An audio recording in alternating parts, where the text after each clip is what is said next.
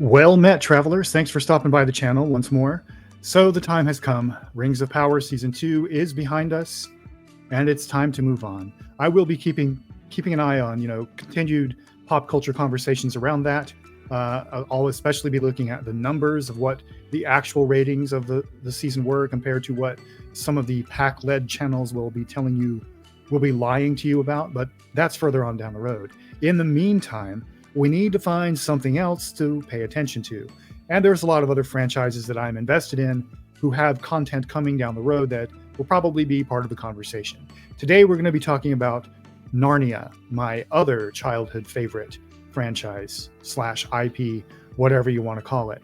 That, of course, is in development over at Netflix with Greta Gerwig, contracted to do at least 2 movies for Netflix. And we're going to be looking at that in a minute. I will continue to be doing scripted essay style videos, but I'm not going to try to put one out every week, which I was trying to do before. That quickly fell apart. Enough said about that. So today, what I want to do with this video is look at some news that came up recently about the Netflix Narnia project, which I just mentioned a moment ago, that is being directed by Greta Gerwig. And the headline from Slash Film is "Why Greta Gerwig is Politely Butting Heads with Netflix Over Chronicles of Narnia."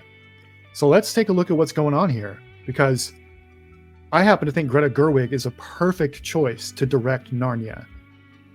I could make a video about that at a later time. I won't go too much into it here, but her work really impresses me, and I think she has a really great intuitive grasp of what the heart of an adaptation is. Like, her adaptation of Little Women is terrific. I loved Barbie, and she's got an interesting take on a lot of these IPs. So let's dive into this article and see what the problem is here.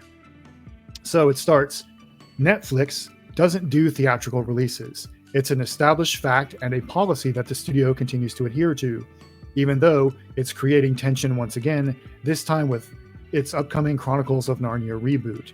The studio announced that they had obtained the iconic C.S. Lewis IP back in 2018, and 5 years later casually confirmed that Gerwig was on board to helm at least 2 of its upcoming Narnia movies.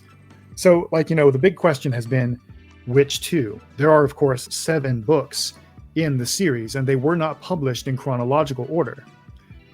C.S. Lewis recommends that they be read, or recommended, he's long dead, but he recommended that the books be read in chronological order, but they were not published that way. Traditionally, every adaptation of the Narnia universe, and there have been many of them, has started with The Lion, the Witch, and the Wardrobe, which is arguably the most well-known and most popular of the 7 books in the series, and it was the first one published. But it would be really interesting to see Gerwig's take on, say, The Magician's Nephew, which is the first book in the series, chronologically speaking, and then maybe do The Lion, the Witch, and the Wardrobe, which is the second book in the chronological listing.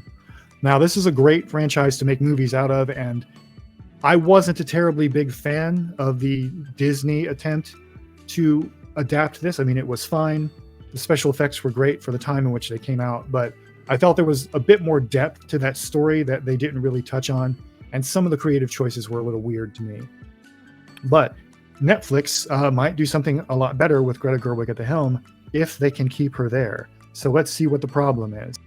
The article continues, the project is set to be massive, with recent reports estimating that the budget will pass the $200 million mark. With a top director and plenty of cash behind the effort, Netflix is clearly giving its Chronicles of Narnia adaptation plenty of oomph. But as of this writing, it still won't be going near a movie theater. The new head of Netflix's film unit, Dan Lin, recently reiterated the company's insistence on keeping its streaming products on the small screen. And based on what we're hearing so far, this is creating a polite but very real sense of tension behind the scenes. Puck reported that Gerwig has raised concerns about a project this big not getting the attention and fanfare of a theatrical release. Quote, "It's all been friendly requests so far," unquote, the outlet explained. Quote, "Demands and screaming isn't really Gerwig's style, but she's clearly bummed about the platform she's being offered and not offered," unquote. More recently, Bloomberg which broke the news about the film's mammoth budget, quietly skirted, but also didn't, the no theater policy with the laconic line, "Gerwig also wants a proper theatrical release." While there's no sign that Netflix will shift its stance anytime soon, there's no doubt that its resistance to the big screen is a sticking point for major Hollywood directors.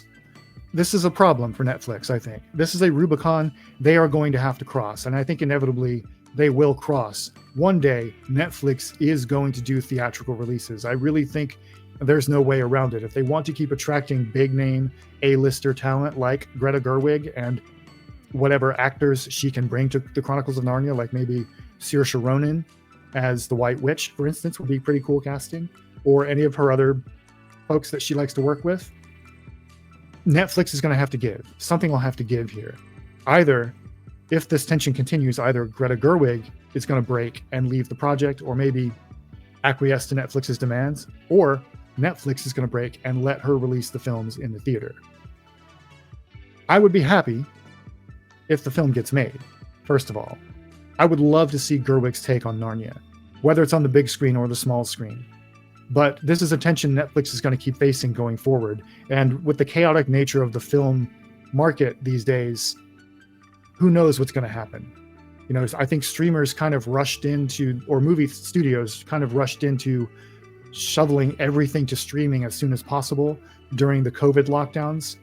And now they're kind of stuck in that model and kind of on cruise control. That's a bigger issue too. I hope they sort it out. I just want good Narnia content. So let's see, what do we know about Greta Gerwig's Narnia project so far? The article continues. While the theater issue remains a sticky one, there is plenty to look forward to with Gerwig's upcoming adaptation.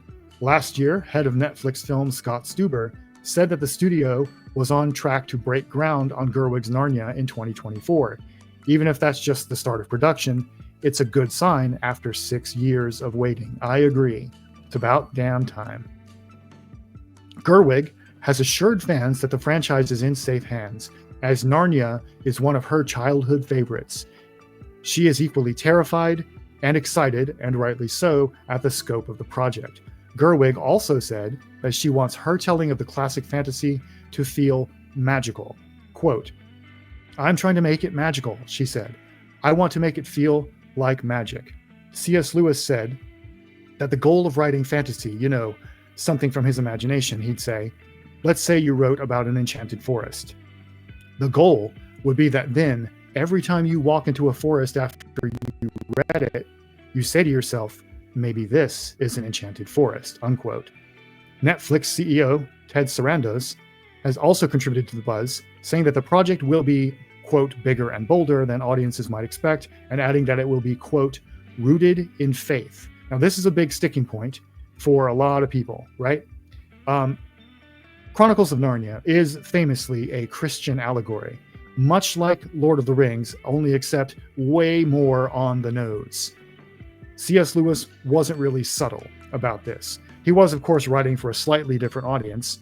He was aiming his work at a younger readership, what we might today call like a tween or a young adult readership.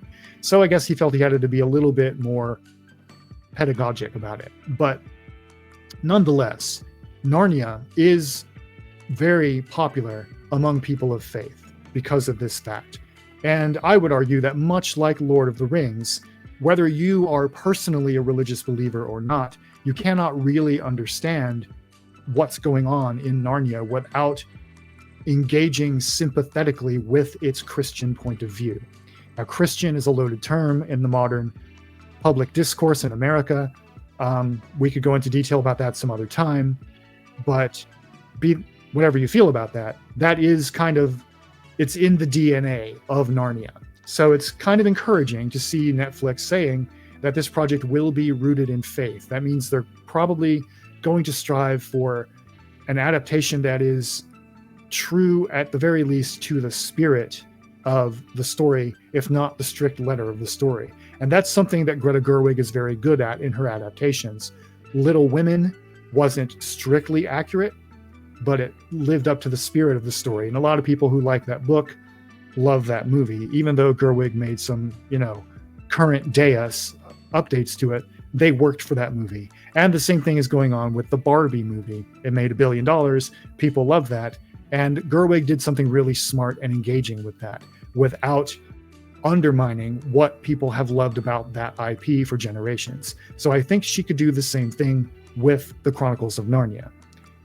So the article looks like it concludes here by saying, quote, "It appears that audiences are in for a fresh, exciting new take on Narnia that will try to walk the line between respecting the source material and adding a new sense of energy that suits modern audiences." Pretty much what I just said. Who knows, maybe Gerwig will even start at the chronological beginning of the story rather than jumping straight to the best known book in the series, The Lion, the Witch, and the Wardrobe. The first book, The Magician's Nephew, traces the origin of Professor Kirk, played by Jim Broadbent in the 2005 film, and the genesis of Narnia. So, there we have it. I think that's a pretty good take on the whole situation. I hope that Netflix and Greta Gerwig can work out something about this tension they're having. I hope Greta Gerwig wins and gets her theatrical release, but if she doesn't, I hope she sticks with the project anyway. It's clearly a passion project for her. And honestly, there's no director currently working that I think would do a more interesting or a better job of adapting Narnia, especially considering the role that female characters play in that story. Susan Pevensey is a really interesting character, I think, and frankly, got underserved by the Disney film adaptation, I think, and arguably might even be underserved by C.S. Lewis's original work. I know that may be sacrilege to say, but Gerwig, I think, could bring a lot of interesting nuances and to that character and still treat the original source material with a great deal of respect while expanding and improving the way that it treats its female characters. So I'm hoping for the best, and I hope you're hoping for the best. If you like this kind of low effort content, be sure to give this video a thumbs up, subscribe to the channel, leave a comment down below, share the video, and all that good stuff. And until next time, remember that what's best in life is to crush your enemies, see them driven before you, and engage in discourse with the women. Thanks for watching.